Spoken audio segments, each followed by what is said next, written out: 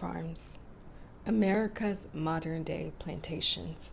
Imagine a scene from the 1800s. Black men in rows under a scorching southern sun, picking cotton and vegetables by hand. Over them loom white guards on horseback with shotguns in hand. Now realize this isn't the 1800s. This is happening today, in the 21st century, on American soil. Modern slavery is alive in America's prisons, which we all know. But what we didn't know is that prison farms still continue to exist today in the South. And this is not a metaphor or exaggeration. It's a daily reality, especially in places like Louisiana's Angola prison, Mississippi's Parchment Farm, and Texas penitentiaries. Through a loophole in the law and legacy of white supremacy, the plantation has never stopped. It just reinvented itself as American prison system, and now, more recently, prison farms. Now let's unpack a little bit of the 13th Amendment's loophole and legacy. So how is any of this possible? The answer lies in the very amendment that abolished slavery, the 13th Amendment to the U.S. This amendment, ratified in 1865, declared that neither slavery nor involuntary servitude shall exist within the United States, except as a punishment for crime. That single exception clause was all former slaveholding states needed to continue forced labor under a new name. And immediately after emancipation, Southern states passed black codes or laws that criminalized everyday behavior, like vagrancy or breaking curfews, just, simple laws that people get locked up for all the time. And we saw thousands of black men, women, children being arrested on just trivial charges, right? And then essentially having our bodies leased to plantations. And I don't know about you guys, but I have a lot of family that's in the prison system or has experienced the prison system at one point. And that's not uncommon, especially for, I was going to say inner city, but honestly rural as well. So it's not a common experience for many black Americans to be thrown into the prison system. So what happens at that point is a process that's called convict leasing. And that's when black people are basically leased out to plantations. And even the wording and the jargon and the language used around leasing a human being dates back to slavery and the concept of ownership, right? So in the late 1800s, this this form of labor was explicitly used, right? Prison labor was used. And in one legislator's words, quote, to get things back as close to slavery as possible. Black prisoners replaced black enslaved people, fueling the Southern economy with their cheap or pretty much unpaid labor. And this disgusting system was and is deadly.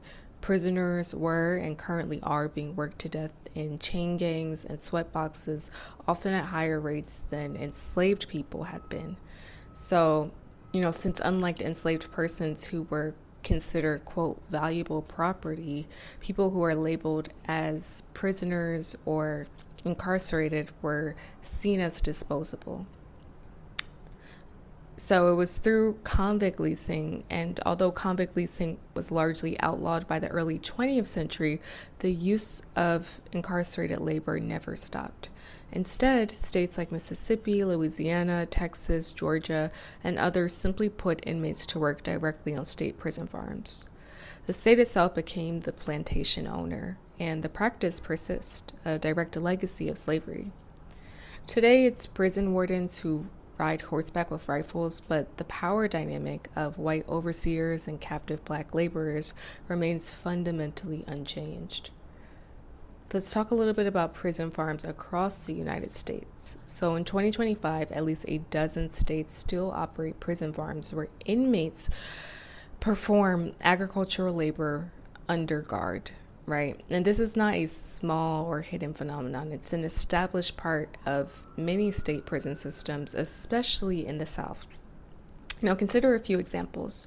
In Louisiana, for example, the Louisiana State Penitentiary, better known as Angola, is the largest maximum security prison in the country, sprawled over 18,000 acres. And this prison was literally a former cotton plantation, and it was named Angola after the African homeland of the enslaved people who once worked its fields. Today, about 75 to 80% of Angola's 50,000 prisoners are black, and they are forced to work those same fields. They grow cotton, corn, soybeans, okra, and other crops all under blistering sun with virtually no pay, right? And incarcerated folks at Angola start at $0 pay for their first year of labor. After that, they earn a mere 2 cents an hour, and they work under armed oversight, oftentimes, picking by hand. So if a prisoner refuses to work or fails to meet a quota, they can be thrown into solitary confinement or otherwise punished. The Angola warden and guards have the power to make men literally collapse from exhaustion, and many do. And in recent years, men have filed lawsuits describing how they suffered heat strokes and severe dehydration on these farmlands. So the American Bar Association has spoken up about this, and they remarked that Angola seemed in a perpetual state of emergency, which it is, right? That's the obvious, we all know. But we all know that it's modern-day slavery in practice. Angola's farm operations are run by a division called Prison Enterprises, which proudly sells crops, including cotton and beef, on the open market for profit. And the prisoners generating those profits see next to nothing. Angola's officials claim that the farm labor is rehabilitative or necessary to feed prisoners and incarcerated folks, but the truth is it's designed to break black men's spirits and break incarcerated folks' spirits and ensure, just as overseers did during slavery. We can also talk about Mississippi, right? So just one state over from Louisiana lies Mississippi, and Mississippi State Penitentiary, famously known as Parchman Farm. Parchman, too, was established as a plantation prison in the early 1900s and built on former slave plantation land in the Mississippi Delta. And for generations, Parchman was notorious for its cruelty. Prisoners who were mostly black were compelled to pick cotton, harvest crops, and work in chain gangs under the lash of capitas, who were basically incarcerated people that the guards picked to look over, enforce over other people, right? And the prison was run like a slave plantation well into the 20th century and even today. And as late as the 1700s, courts had to step in to curb the worst abuses. Yet Parchman remains an agricultural prison farm today. Incarcerated men there still work in the fields, raising vegetables and livestock. The racial dynamics are the same. Mississippi imprisons black people at vastly disproportionate rates, so the hands picking cotton or okra at Parchman are overwhelmingly African American or black. And the state exploits our labor to offset prison costs and supply prison cafeterias, echoing that old idea that black labor should economically sustain the society that oppresses us. In Texas, the Texas Department of Criminal Justice operates a vast network of prison farms, many of which are former plantations as well, even carrying names of slave owners and Confederate figures. Texas has dozens of units with farming operations. For example, the Clemens units and Ramsey unit in the Brazoria County were once part of the legendary Imperial Plantation.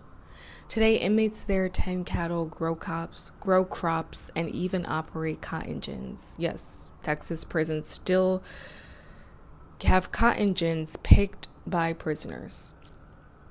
At the Beto unit in Texas, prisoners work in the fields, run beef cattle ranches, raise pigs and chickens, and harvest produce.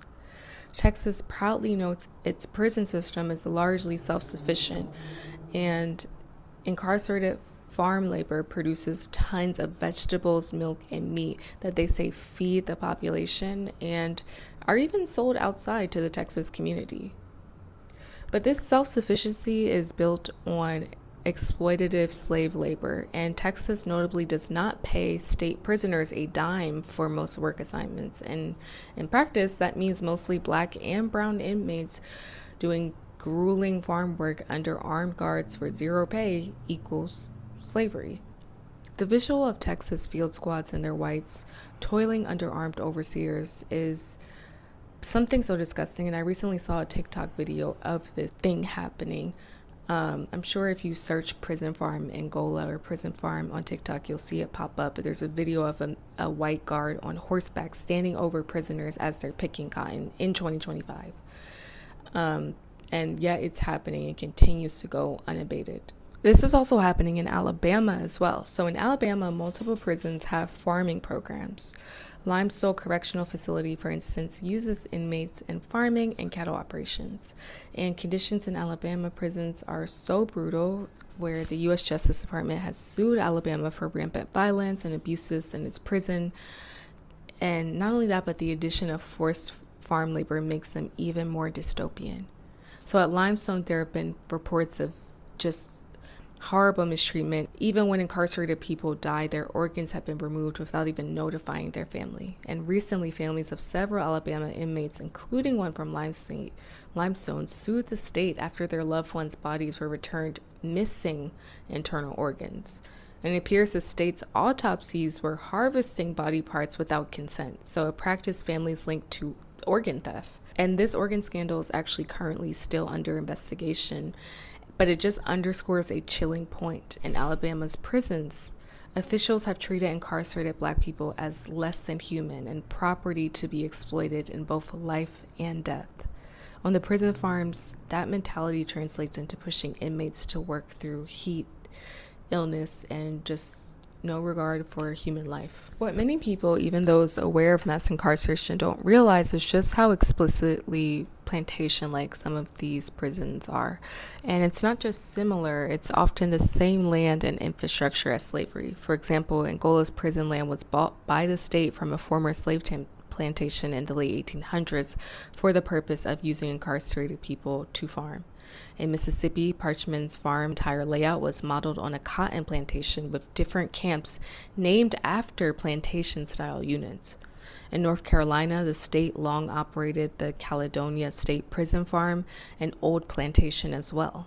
Across the South, prison farms were in many cases literally former plantations simply converted to incarcerated labor. This continuity is one of America's open secrets, if it's any secret at all.